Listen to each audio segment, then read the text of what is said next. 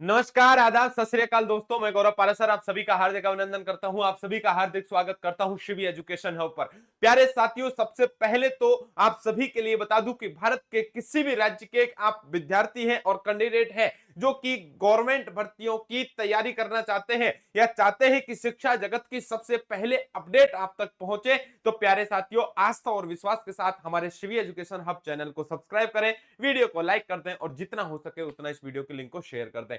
चलिए साथियों, आज हम बात करते हैं महिला आंगनवाड़ी नई भर्ती 2025। और इस भर्ती है ये भारत के सभी राज्यों में निकली है, लेकिन मुझे पता है मैंने इस पे पहले भी वीडियो बनाई, लेकिन कुछ विद्यार्थी हैं जो कंफ्यूज है, लगातार मुझे फोन कर रहे हैं और बार बार मुझसे पूछ रहे हैं कि सर एक बात बता दीजिए कि हमें कैसे पता लगेगा हमारे यहाँ भर्ती खाली है नहीं, हमें कैसे फॉर्म आवेदन करना है। और मैं पहले भी कह चुका हूं, आवेदन प्रक्रिया ऑफलाइन होती है बेटा, लेकिन एक ही वीडियो में संपूर्ण चर्चा करने वाला हूं कि सबसे पहले आपका आवेदन का प्रोसेस क्या रहता है, उस पूरी डिटेल की भी चर्चा करूंगा। यह भी बताऊंगा कि फॉर्म आपको कैसे भरना है, मानदेय आपका कितना होता है, योग्यता क्या है, संपूर्ण जानकारी एक ही वीडियो में मिलने वाली है। तो सबसे पहले साथियों, इस वीडियो को लाइक कर दीजिए और हमारे चैनल को सब्सक्राइब कर लिए। एक ही बात दिमाग में रखनी है कि मंजिल उन्हीं को मिलती है जिनके सपनों में जान होती है, पंख तो यूं ही फड़फड़ाते हैं, हौसलों से उड़ान होती है। और ऐसा हौसला, ऐसा जज्बा आपके साथ है, आपके अंदर है, तब प्यारे विद्यार्थियों याद रखना, इतना कोई बड़ा काम नहीं है जिसे आप कर नहीं सकते हो।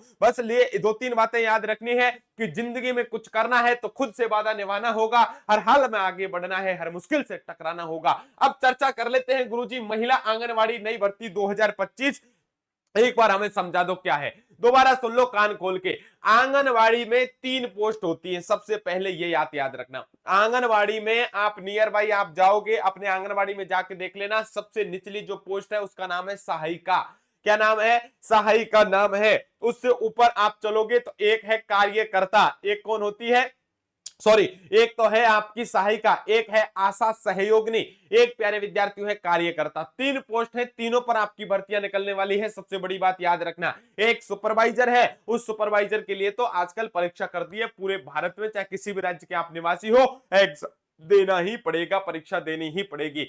अब 3 पोस्ट हैं गुरुजी, 3 पोस्ट के लिए हमें क्या क्या करना पड़ेगा, एक बार जरा आप हमें बता दीजिए। चलो मेरे भाई, एक बार आपको हम बता देते हैं, किसी प्रकार की कोई दिक्कत नहीं है। सबसे पहले तो आंगनवाड़ी में 3 तरह की पोस्ट है, उन तीनों तरह की पोस्ट का नाम लिख देते हैं। सबसे पहले वाली जो पोस्ट है उसका नाम हो जाएगा सहायिका। कौन सी पोस्ट हो जाएगी? सहायिका। चलिए मेरे भाई, मैंने लिख दिया सहायिका, एक ये हो गई। इससे हल्की सी ऊपर वाली पोस्ट कौन सी हो जाएगी आपकी प्यारे साथियों? याद रखना है आशा, दीदी आशा, आशा सहयोगिनी। और एक आपकी जो पोस्ट होती है प्यारे विद्यार्थियों, वो कौन सी होती है? वो आपकी होती है कार्यकर्ता की। ये 3 आपकी हर आंगनवाड़ी में 3 पोस्ट होती हैं। सबसे पहली बात तो ये बात याद रखनी। दूसरी, इस सहायिका के लिए प्यारे विद्यार्थियों आप 8th पास होने चाहिए। इस आशा सहयोगिनी के लिए आप 10th पास होने चाहिए। और प्यारे विद्यार्थियों, कार्यकर्ता के लिए कम से कम 12th पास आपका होना जरूरी है।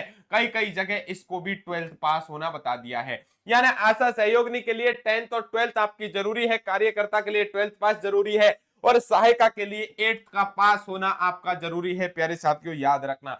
गुरुजी, जो ये आवेदन प्रक्रिया होती है ये ऑफलाइन होती है या ऑनलाइन होती है, जरा आप हमें बता दीजिए। मैंने आपसे फिर कह दिया है, फिर कह रहा हूं, बार बार कह रहा हूं, वीडियो को ध्यान से सुनना। खड़का देते हो आप मुझे कॉल, पूरी बातें समझते नहीं हो, सुनते नहीं हो। मैं ये कहना चाहता हूं कि आपके ये तीनों पोस्ट हैं। सबसे पहले आपके गांव में, आपके नियर बाई प्यारे विद्यार्थियों, आपके आंगनवाड़ी सेंटर पर जाइए। कहां जाइए? आंगनवाड़ी सेंटर। आंगनवाड़ी सेंटर पर जाइए प्यारे विद्यार्थियों, और वहां जाने के बाद सबसे पहले तो ये पता करना है कि क्या वास्तव में यहां पर पद खाली है। यदि आपके वहां नियर बाई आपके आंगनवाड़ी में ये तीनों पद भरे हुए हैं, तीनों पोस्ट पर कोई महिला कैंडिडेट लगी हुई है, तब समझ लेना आप फॉर्म अप्लाई नहीं कर सकते मेरे भाई। इसके लिए एक ही शर्त है कि सबसे पहले तो पद खाली होने चाहिए। ठीक है, अब मैंने कह दिया हमारे यहाँ पद खाली नहीं है गुरुजी, हमारे यहाँ 3 लगी हुई है। 3 यदि महिला लगी हुई है तो समझ लो मेरे भाई आपके वहां वैकेंसी नहीं है। पहली बात तो ये क्लियर हो गई। ठीक है, अब आप हाथ पैर मत मारो। यदि आपको लग रहा है कि वास्तव में इन तीनों में से पद खाली है, पोस्ट खाली है, ऐसी स्थिति में अब आपको थोड़ा सा सोचना पड़ेगा, विचारना पड़ेगा। अब क्या करना है जरा करो। आपने पता किया सबसे पहले तो आंगनवाड़ी सेंटर में पद खाली है, पोस्ट खाली है। दूसरी बात आपको यह याद रखनी है, ऐसा नहीं है मैं यहां हूं, मैं यूपी से हूं और मैं बिहार में मैंने पता करवा लिया वहां आंगनवाड़ी में पद खाली है और मैं फॉर्म डाल दूं। नहीं मेरे भाई, आप उस ग्राम पंचायत से बिलोंग करने वाली लेडीज होनी चाहिए। आप 18 साल से लेकर के कम से कम 35-40 साल तक आपकी एज होनी चाहिए। प्यारे विद्यार्थियों, उस राज्य की मूल निवासी आप हो, या तो आपका पीहर हो, या शादी के बाद आप जिस ससुराल के गांव में रह रही हो वहां आंगनवाड़ी में पद खाली हो, तो ही भैया आप फॉर्म करने के लिए एलिजिबल होंगी। इतना ही नहीं, अब गुरुजी जैसे मेरे ससुराल में यहां पर पोस्ट खाली है, मैंने पता करवा लिया आंगनवाड़ी में, अब मुझे नेक्स्ट प्रोसेस क्या होगा? क्या फॉर्म ऑनलाइन होंगे? नहीं मेरे भाई, फिर कह देता हूं, इनके अभी तक फॉर्म आपके ऑनलाइन नहीं होते, केवल और केवल इनके फॉर्म ऑफलाइन होते हैं। क्या होते हैं? ऑफलाइन होते हैं। अब इनके भी ऊपर एक होती है सुपरवाइजर की पोस्ट। कौन सी पोस्ट होती है? इनके भी ऊपर होती है सुपरवाइजर की पोस्ट। या तो एक काम कीजिए, आप इस सुपरवाइजर से मिलिए मेरे भाई, सुपरवाइजर से जाकर के मिलिए। ये सुपरवाइजर से पूछिए कि आवेदन का प्रोसेस हमारे यहाँ कब चलने वाला है, एक बार आप हमें बता दो। ये यदि बताएं तो इसके पास जाकर के प्यारे विद्यार्थियों आप ऑफलाइन एक फॉर्म आएगा, वो ले लेना, भर के आपको जमा करा देना है। यदि ये प्रोसेस आप नहीं कर पा रहे तो भी आपको याद रखना है, एक पोस्ट होती है सीडीपीओ, महिला बाल विकास अधिकारी, आपके प्यारे विद्यार्थियों बैठता होगा नियर बाई तहसील के आसपास। सीडीपीओ का ऑफिस पूछ लेना नियर बाई, और वहां चले जाना। वहां जाने के बाद आप पूछना कि हमारे यहाँ यदि पद खाली हो तो उनसे पूछना कि हमारे यहाँ इन पदों को भरने के लिए कब फॉर्म आपके शुरू हो रहे हैं। एक राय ले लेना, एक अनुमान ले लेना, और मेरे भाई यदि वो कह दे कि आपके फॉर्म चल रहे हैं तो फॉर्म ले लेना, फॉर्म फिल कर देना, और फिल करके इसी को जमा कराने हैं। आपको इनको ही जमा कराने हैं, यहीं से फॉर्म लेके ऑफलाइन ही लेके भर के और तुरंत जमा करा देने हैं। ये जो डॉक्यूमेंट कहें वो आपको कर लेना है। चयन प्रोसेस क्या होता है? जैसे गांव में से 5 आपकी महिलाएं हैं, 5 महिलाओं ने फॉर्म डाला है आंगनवाड़ी के इन किसी भी पोस्ट के लिए, चाहे कार्यकर्ता हो, चाहे ऐसा सहयोगी हो, चाहे सहायिका हो। अब आपने डालने के बाद कम से कम 5 भी हो सकते हैं, 10 भी हो सकती है, 15 भी हो सकती है 2 ही रह जाए।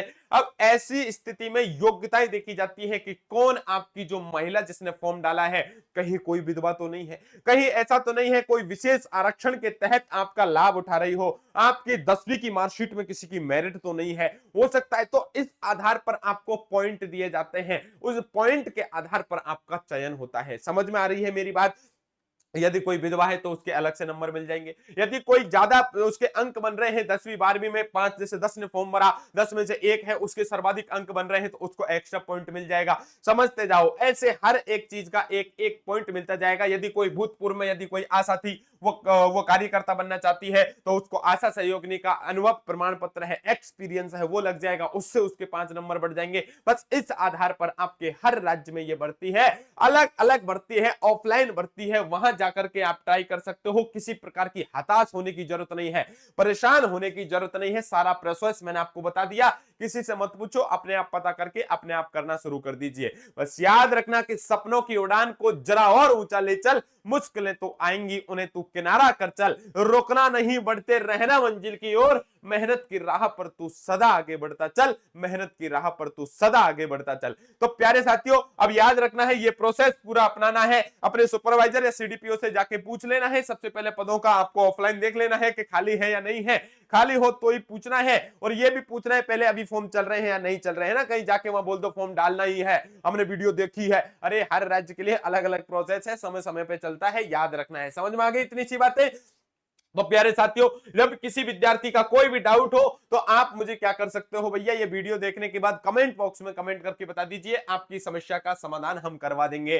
बस अंत में चलते चलते यही कहूंगा कि पानी है मंजिलें तो राहों का होना ही होगा, जिंदगी में कुछ पाने के लिए कुछ तो खोना ही होगा। बिना संघर्ष किसे मिलती है कामयाबी यहाँ, बिना संघर्ष किसे मिलती है कामयाबी यहाँ, जब तलक तो जिंदगी का बोझ ढोना ही होगा। तो प्यारे साथियों, अभी समय आ चुका है आपसे विदा लेने का, लेकिन याद रखना, आप भारत के किसी भी राज्य या केंद्र शासित प्रदेश के विद्यार्थी हो, आपको शिक्षा जगत की कोई भी खबर हो, सबसे पहले ऑथेंटिक और प्यारे विद्यार्थियों सटीकता के साथ आप तक पहुंचाने के लिए शिवी एजुकेशन जो हमारा हब है, हमारे जो प्रत्येक टीचर है वो प्यारे विद्यार्थियों आपके साथ हैं, सदैव आपके साथ रहेंगे। इसी आशा उम्मीद के साथ कि आपको सारी बातें मेरी समझ में आ गई होंगी। फिर भी आपको किसी प्रकार की कोई दिक्कत हो, कोई भी डाउट हो, तो आप हमें कमेंट करके पूछ सकते हो। बस एक ही आपसे उम्मीद है कि आप सभी लोग वीडियो को लाइक कर दें, चैनल को सब्सक्राइब कर दें और जितना हो सके इस वीडियो के लिंक को शेयर कर दें। मिलता हूं नेक्स्ट अपडेट के साथ, तब तक के लिए आप सभी को नमस्कार, राधे राधे, जय हिंद, जय भारत दोस्तों।